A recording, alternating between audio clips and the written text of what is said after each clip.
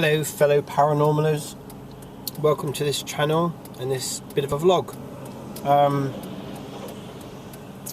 The subject today is about being fashionable in, or what has become being fashionable in the paranormal world. I'll kind of explain what I'm talking about. And this might just be because I'm getting a bit older, I don't really know. But you can apply this same analysis and observation to a whole raft of things. I can see similarities in my professional career, in the businesses that I run. You see it everywhere, and it kind of a little bit irritates me, because people get sucked into what happens to be sort of fashionable. And what I mean by that is, let's just focus on the paranormal world, okay? And that's a fairly generic term.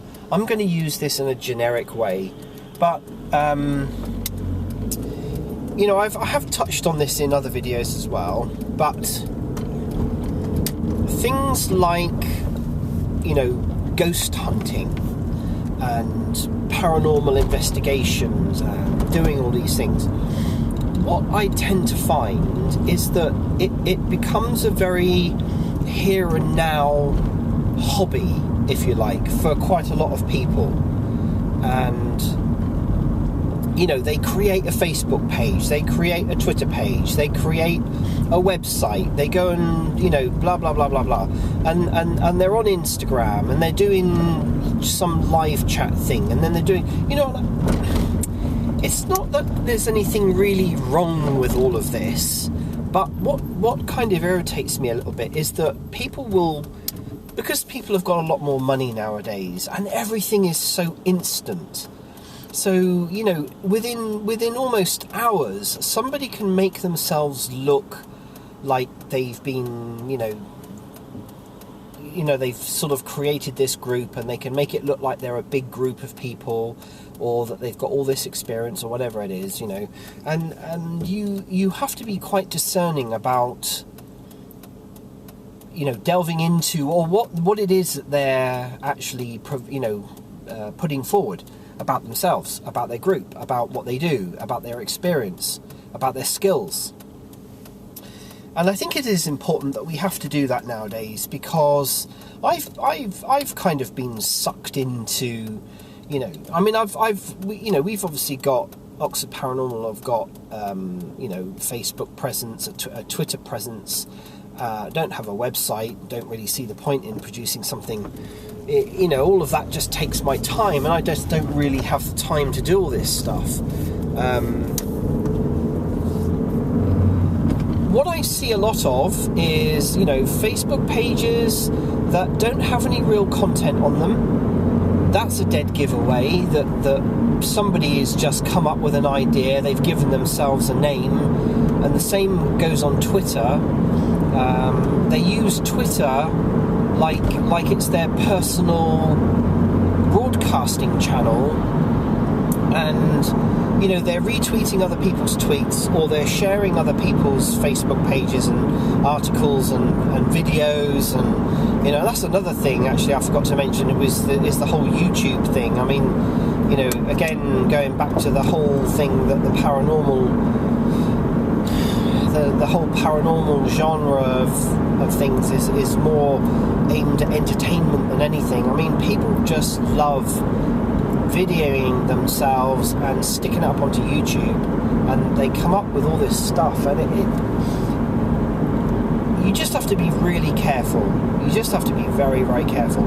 And then, of course, you get what used to be called the armchair critics, you know, and you get the armchair experts, people who don't actually physically do anything, you know. All they do is talk. They talk, and they use all the terminology and you know, and then you can kind of tell from a psychological point of view, you can tell that it's very much an ego-driven, you know, an ego-driven exercise for some people, or it's an ego-driven hobby for them right now. It may sound like I'm criticising, but if you really, really look, I mean, I follow quite a lot of people on Twitter. I mean, most people I don't actually follow, because everyone has some sort of interest, or let's say a lot of people have some sort of interest in the paranormal in some form, whether it be, you know, just watching the TV shows, or whether they actually really want to get into it, or that they've actually experienced stuff themselves, or, you know.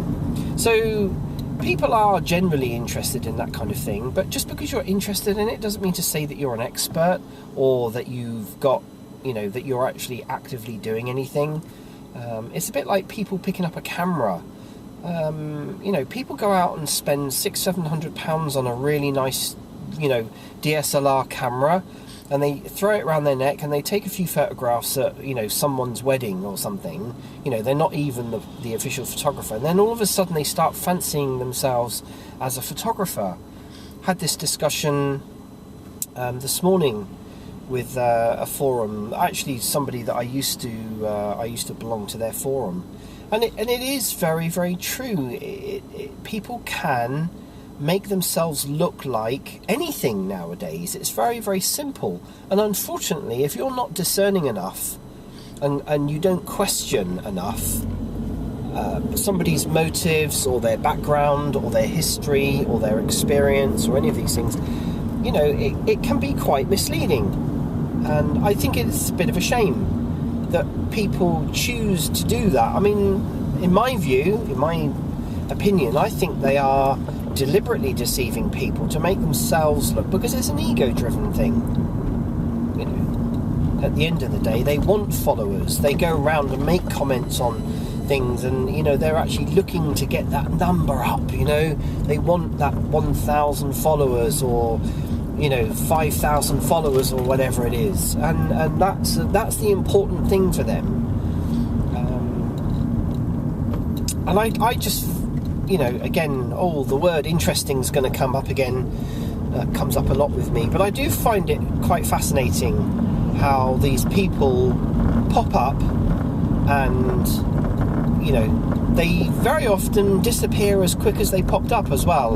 And you'll notice that their Facebook page goes dead, or their Twitter feed goes dead, because they're either no longer interested, or their ego wasn't satisfied enough, and so therefore they've, you know, decided that they've now moved on to something else.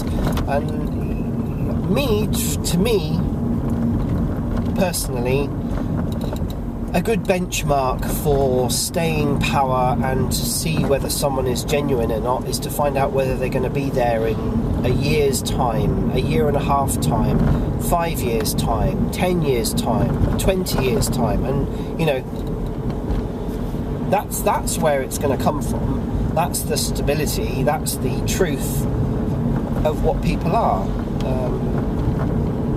So I just thought I just wanted to share it and sort of talk about it. I'd be very interested to see whether anyone sees much the same thing.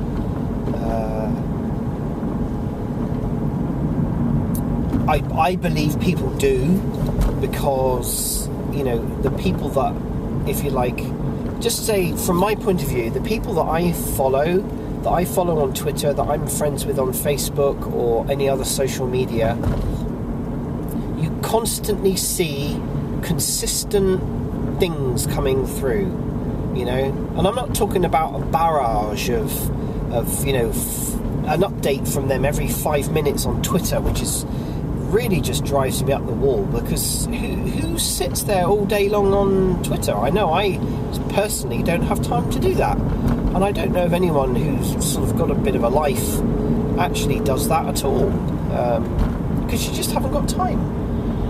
So,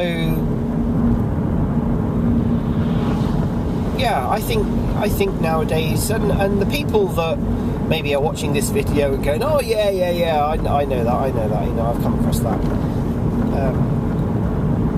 You know, we all know who we are. There's like a core of people that are genuine, and then you've got people on the next outside ring, as it were, who are learning, who are neophytes, who are genuine, who are just thirsting for information, and they're the ones, if you like, that are feeding off, if you like, us older group core, because we've got information to share, we've got experience to share, we've got knowledge to share. My attitude has always been, yeah, I'll share my knowledge with anyone. You know, it's not my knowledge, it's knowledge that's out there. If you can get knowledge and experience and guidance from, you know, someone else who has it, then I would suggest you take it. And then on the outer circle, you've got the people who like to think that they're involved, if you like, on the, you know, the inner circle bit, but they're not really. They're able to feed off of information that, if you like, is coming from the inner core, and then, you know, the middle core of people, and they're able to regurgitate it and make themselves look and feel like they're actually part of this, you know, this sort of level, and that's how I think it works, you know. But very often those outer people, if you think of it as like spinning spheres, once they can't, you know, holding on takes a lot of effort and a lot of work. You know, it's not just about reading a book and then all of a sudden you become knowledgeable. Anyone could do that. The world is full of armchair experts in any field. There's lots of people. What you really need to do is to become a person that does something, that is actually making a difference, that is actually a practicer of what they've read, what they've preached. You know, that's what really makes the difference. Anyway, enough blabbering. Thank you very much for watching if you got this far. I welcome your comments as always, and I shall speak to you again soon.